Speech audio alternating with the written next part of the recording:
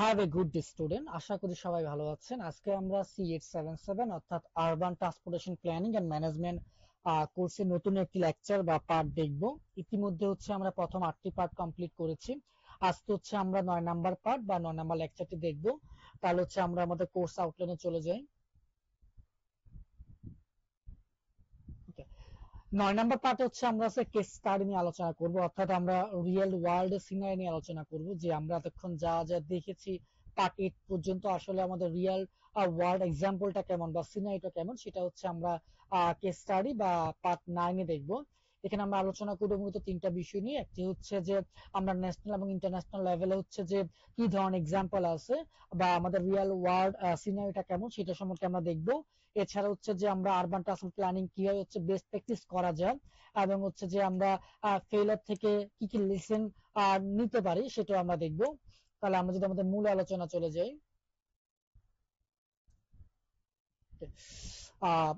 তাহলে আমরা প্রথম দেখব যে কেস স্টাডিটা কেন গুরুত্বপূর্ণ। সাধারণত কেস স্টাডি গুরুত্বপূর্ণ এখানে আমরা রিয়েল ওয়ার্ল্ড যে সিনারিওটা বা চিত্রটা দেখতে পারবো, আর যে সেখানে আমার যে আসলে জিনিসটা কেমন, কি ধরনের চ্যালেঞ্জ আছে বা আমরা কি ওভারকাম করেছি বা আমরা যা করেছি তাতে যে কি কি অবজেক্টিভ রয়েছে বা কি কি সুবিধা আছে, এই সব কিছু মিলিয়ে কেস স্টাডি। তাহলে আমরা যদি আমাদের ন্যাশনাল ওয়াইড চিন্তা করি, অর্থাৎ আমরা যদি আমাদের বাংলাদেশের কথা চিন্তা করি এবং মেট্রো রেলের কথা চিন্তা করি, তাহলে ঢাকা মেট্রো রেল করার যে প্রধান যে উদ্দেশ্য যেটা ছিল সেটা ঢাকা শহরের আমার যানজট রিডিউস করা।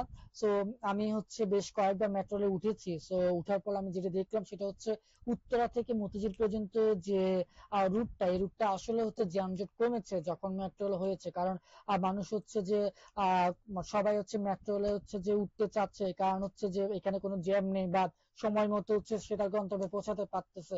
ইভেন যারা সেখানে যে অনেক বড় বড় যে ব্যবসায়ীরা আছে বা ধনী ধনকুপ রয়েছে, তারা তাদের নিজেদের ব্যক্তিগত গাড়ি বাদ দিয়ে তারা মেট্রো রেলে করে ঝুঁকতেছে, কারণ খুব দ্রুত যে তারা তাদের গন্তব্যে পৌঁছাতে পারছে। তো সেদিক থেকে চিন্তা করলে মেট্রো রেলের যে অবজেক্টিভ যেটা ছিল সেটা যে আমি মনে করি যে 100% ফুলফিল হয়েছে। ওকে, এরপরে কি কি ফিচার আছে আমরা অলরেডি জানি। সো যে এটা আকাশ পথে যায় এবং এটা ইলেকট্রিসিটি এবং যে সম্পূর্ণ যে ITS নিবে, অর্থাৎ টেকনোলজি বেস, সেখানে যে এটা আমরা জানি।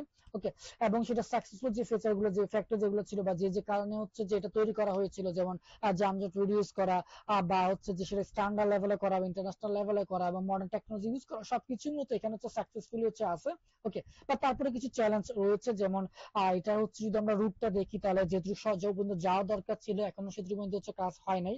তো পুরোটা যখন হয়ে যাবে তখন যে ঢাকা শহরের জ্যামটা আসলে অনেক কমে যাবে। ঢাকা শহর কিন্তু জ্যামের দিকে অন্যতম এবং খুব বেশি পরিমাণে জ্যাম ঢাকা শহরে। চট্টগ্রামের কথা যদি আমরা চিন্তা করি, তো সেক্ষেত্রে মেট্রো রেল যদি সর্বত্র হয়ে যায়, তাহলে সেক্ষেত্রে ঢাকাবাসী কিছুটা পরিমাণ এই যন্ত্রণা থেকে বা এই আজাব থেকে রেহাই পাবে।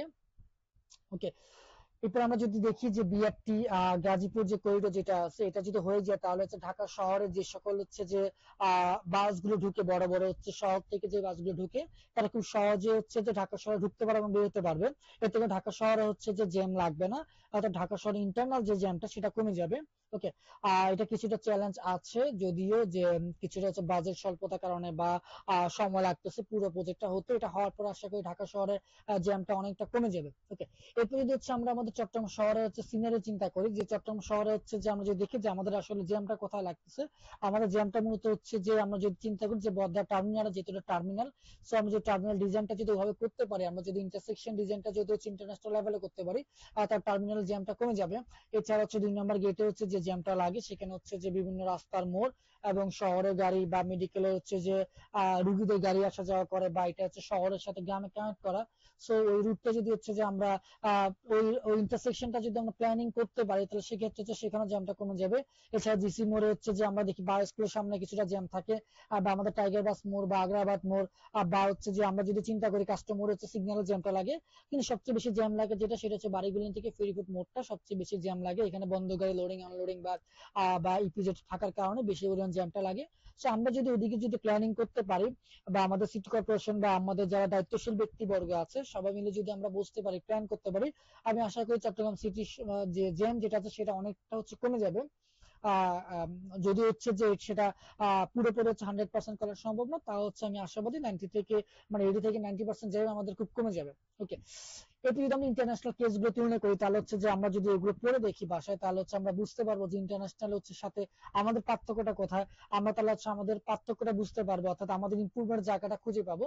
তাহলে সেটা হচ্ছে আপনারা নিজেরা দেখে নিন যে ইন্টারন্যাশনাল হচ্ছে দিল্লিতে কিরকম, বা দিল্লি আহমেদাবাদে কিরকম, ব্যাঙ্গালোর কিরকম, বা ব্রাজিলে কিরকম, লন্ডন শহরে কিরকম, সিঙ্গাপুর শহরে বা টোকিও শহরে কিরকম, এটা দেখে নিন। ওকে, এরপর আমরা চলে যাবো হচ্ছে best practice in urban transportation planning, যে কিভাবে হচ্ছে প্র্যাকটিস করলে আরবান ট্রান্সপোর্টেশন প্ল্যানিংটা আরো বেশি হচ্ছে যে ইফেক্টিভ হবে। ওকে, প্রথম হচ্ছে integrated land use and transport planning, অর্থাৎ কিভাবে হচ্ছে আমরা ভূমির ব্যবহারটা করতে পারবো। আমরা যত ভালো ভূমি ব্যবহার করতে পারবো ততই হচ্ছে আমাদের ট্রান্সপোর্ট প্ল্যানিংটা হচ্ছে ডেভেলপ হবে, তত আমাদের ট্রান্সপোর্ট সিস্টেমটা ডেভেলপ হবে। ওকে, এরপরে হচ্ছে যেটা বললো সেটা হচ্ছে যে ইনকারেজ টিওডি বা ট্রানজিট ওরিয়েন্টেড ডেভেলপমেন্ট। এটার মানে হচ্ছে এই যে ধরেন এমন যদি হয় যে আমাদের অফিস যেখানে তার আশেপাশে যে আমার বাসা হয়, তো সেক্ষেত্রে যেটা হবে সেটা হচ্ছে কি যে আমি অফিসে যেতে হচ্ছে হেঁটে যাব বা সাইকেল ইউজ করে যাব, বা হচ্ছে যে বা হচ্ছে যে এমন ভাবে যদি হচ্ছে যে আমাদের অফিস গুলো বা হচ্ছে শহরগুলো থাকে যে খুব কাছাকাছি, সেক্ষেত্রে হচ্ছে কি যে আমাদের জ্যামের পরিমাণটা কমে যাবে। ওকে, এবং এটা দরকারও আছে। কেন দরকার আছে যে যদি আমাদের বাসা থেকে হচ্ছে যে অফিসটা অনেক দূরে হয়ে জায়গা, তাহলে হচ্ছে যে আমাদের যেটা থেকে যে গাড়ি ছাড়া কোনো উপায় নাই। ধরেন হচ্ছে যদি 7 থেকে 8 কিলোমিটার দূরে জায়গা, সেক্ষেত্রে হচ্ছে অনেকে নিজের হচ্ছে যে ব্যক্তিগত ট্রান্সপোর্ট হচ্ছে মানে ব্যক্তিগত ট্রান্সপোর্ট দিকে হচ্ছে প্রেফার করবে। কিন্তু সেক্ষেত্রে যদি হচ্ছে যে আমরা আমাদের অফিস বা হচ্ছে যে এগুলো এমন ভাবে সাজাতে পারে যে খুব কাছাকাছি, তাহলে সেক্ষেত্রে হচ্ছে সে হেঁটে যেতে পারে বা সাইকেল করতে পারে, বা হচ্ছে যে আমরা যদি ভালো পাবলিক ট্রান্সপোর্ট সিস্টেম করতে পারি যেমন হচ্ছে মেট্রো রেলের মতো, সে মেট্রো রেলে উঠবে। ওকে, যেমন আমরা উদাহরণ হিসেবে বলতে পারি যে জাপানের শহরে সাধারণত হচ্ছে কি করা হচ্ছে, তাদের মেট্রো এরিয়াতে মার্কেট এবং আবাসিক এরিয়া এবং হচ্ছে অফিস সবগুলো হচ্ছে করা হয়েছে। অর্থাৎ এটাই মূলত হচ্ছে যে টিওডি বা ট্রানজিট ওরিয়েন্টেড ডেভেলপমেন্ট, অর্থাৎ এক জায়গায় হচ্ছে আমার আমার হসপিটাল, আমার হচ্ছে যে আমার কি বলে এটাকে অফিস, আমার হচ্ছে বাসা এবং আমার সবকিছুই। ওকে, তাহলে এটাই হচ্ছে আমার থিওরি, অর্থাৎ যে একটা এরিয়ার ভিতরে আমার সব সুবিধা থাকবে। বর্তমানে হচ্ছে এটা হচ্ছে যেমন বসুন্ধরা সিটি বা বড় বড় সিটি গুলো হচ্ছে আমাদের বাংলাদেশে। ওকে, এরপরে আমরা আসি হচ্ছে মাল্টিমোডাল ট্রান্সপোর্ট নেটওয়ার্ক, অর্থাৎ বহু মাধ্যমিক পরিবহন ব্যবস্থা। এবং এটা মানেটা হচ্ছে এই যে যাতে হচ্ছে যে মানুষ যে তার গন্তব্যে পৌঁছানোর জন্য, অর্থাৎ যাতে সহজে হচ্ছে ধরেন একটা মানুষ হচ্ছে যে যে উত্তরা থেকে হচ্ছে মতিঝিলে আসবে, সে আগে তো গাড়ি ইউজ করতো, এখন সে কি ইউজ করতেছে, ধরো তার বাসা থেকে রিক্সা ইউজ করে ব্যাট্রোলে আসতেছে, সেখান থেকে হচ্ছে যে আবার ধরেন রাইড শেয়ারিং বা হচ্ছে উবার বা পাঠাও বা সিএনজি তার অফিসে যাচ্ছে। ওকে, এতে করে তার কি হচ্ছে যে সময়টা কমে যাচ্ছে এবং কি যে যানজটও কমে যাচ্ছে। ওকে, এরপরে আসি হচ্ছে আমরা public participant and stakeholder engagement, অর্থাৎ সবার অংশগ্রহণ নিশ্চিত করা। আমরা জানি হচ্ছে যে একটা শহরে যদি আমরা যানজট কমাতে চাই বা একটা শহরে যদি আমরা পরিবহন সিস্টেমটা ডেভেলপ করতে চাই, তাহলে সেখানে সবারই হচ্ছে ভূমিকা থাকতে হবে এবং সবারই হচ্ছে যে সাজেশন আমাদের নিতে হবে এবং পার্টিসিপেশন হচ্ছে দরকার। ওকে, এরপরে আসি ডাটা ড্রাইভেন প্ল্যানিং, অর্থাৎ যেটা বোঝায় সেটা হচ্ছে তথ্যভিত্তিক পরিকল্পনা। আমরা সাধারণত হচ্ছে চাইলে জিআইএস দিয়ে হচ্ছে আমাদের ট্রাভেল ডিমান্ড অ্যানালাইসিস করতে পারবো যে আমাদের কোন রুটে কি পরিমাণ ডিমান্ড আছে, বা আমার পিক আওয়ারে কি পরিমাণ ডিমান্ড আছে, নন পিক আওয়ারে কি পরিমাণ ডিমান্ড আছে, তাহলে সেভাবে হচ্ছে আমরা প্ল্যানিং করতে পারবো। এরপর হচ্ছে সাস্টেনেবল ট্রান্সপোর্ট স্ট্র্যাটেজিস, অর্থাৎ আমার হচ্ছে যে টেকসই পরিকল্পনা, অর্থাৎ আমার এনভায়রনমেন্ট ফ্রেন্ডলি বা সাস্টেনেবল হচ্ছে যে আমরা যাতে ট্রান্সপোর্ট প্রোভাইড করতে পারি। এতে করে যেটা হবে সেটা হচ্ছে আমার এনভায়রনমেন্টটা হচ্ছে যে পলিউশন হচ্ছে যে রিডিউস করবে, অর্থাৎ এনভায়রনমেন্ট পলিউশনটা রিডিউস হবে এবং কার্বন ইমিশনটা কমে যাবে।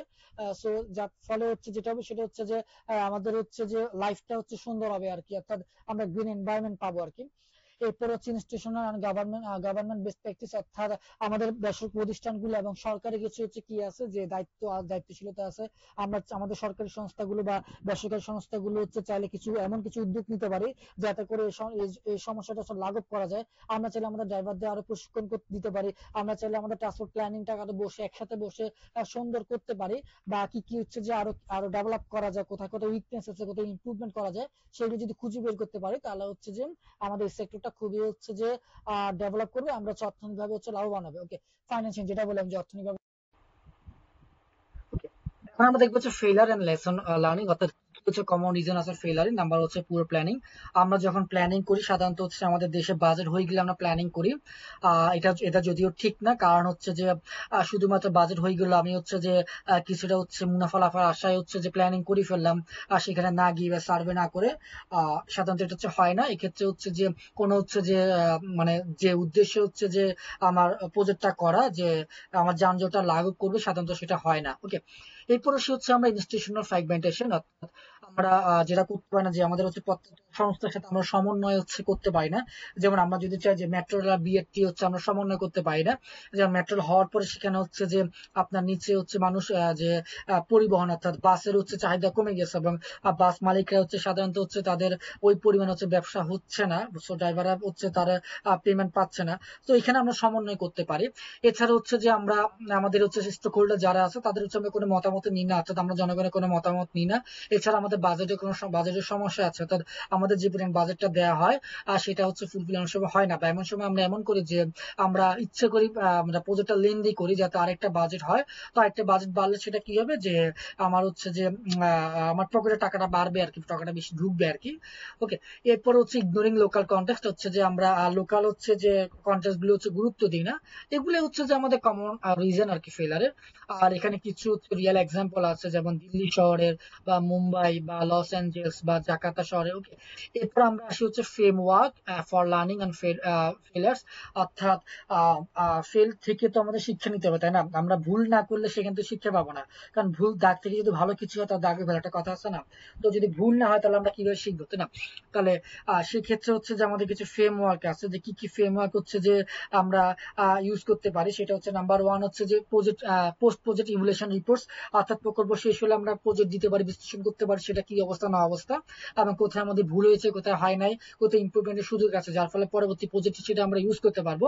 Number one. নাম্বার টু হচ্ছে স্টক হোল্ডার ফিডব্যাক লুপস, অর্থাৎ আমরা স্টক হোল্ডার যারা আছে তাদের বা সবার মতামত আমরা নিতে পারি। এছাড়া হচ্ছে আমরা অ্যাডাপটিভ ম্যানেজমেন্ট, অর্থাৎ যদি সমস্যা হয় সেক্ষেত্রে হচ্ছে আমরা প্ল্যান যাতে চেঞ্জ করতে পারি, এবং খুব দ্রুত যদি প্ল্যান হচ্ছে চেঞ্জ পরিবর্তন করতে পারি, সেদিকে হচ্ছে যে আমাদের নজরদারি করতে হবে। এছাড়া হচ্ছে সবার হচ্ছে যে সব তথ্য হচ্ছে আমাদের প্রকাশ করতে হবে, এবং যাতে সেটা সবার কাছে থাকে। পরবর্তী হচ্ছে যে যে যে সমস্যাগুলো হচ্ছে ফেস করছি পরবর্তী প্রজেক্টে সেটা নাও ফেস করা যেতে পারে। ওকে, তাহলে এই হচ্ছে আমাদের পার্ট 9 বা লেকচার 9। সো কার যদি কোনো সমস্যা থেকে থাকে তাহলে একবার নেক্সট ক্লাসে জানাবেন। আমি আবারও বলছি, এটা হচ্ছে আমাদের লেকচার নোট। এখান থেকে হচ্ছে যে আমরা আমাদের আইডিয়া জেনারেট করতে পারবো, আমরা কোনো কিছু কপি করতে পারবো না। সেক্ষেত্রে হচ্ছে যে আমরা পরীক্ষা হলে কিভাবে লিখবো, পরীক্ষা হলে লেখার জন্য আমাদের চট্টগ্রাম ইউনিভার্সিটি যে সিলেবাস দিয়েছে এবং সেখানে যে বইগুলো সাজেস্ট করেছে, বা আমি যে বইগুলো সাজেস্ট করেছি, বা আমার কথা থেকে শুনে আপনারা বানিয়ে বা চ্যাট জিপিটি ইউজ করে আপনারা পরীক্ষা লিখতে পারবেন। ওকে, তাহলে আজকে আমাদের এই লেকচারটি এখানে সমাপ্ত হলো। সবাই ভালো থাকবেন। আল্লাহ হাফেজ, বেস্ট অফ লাক।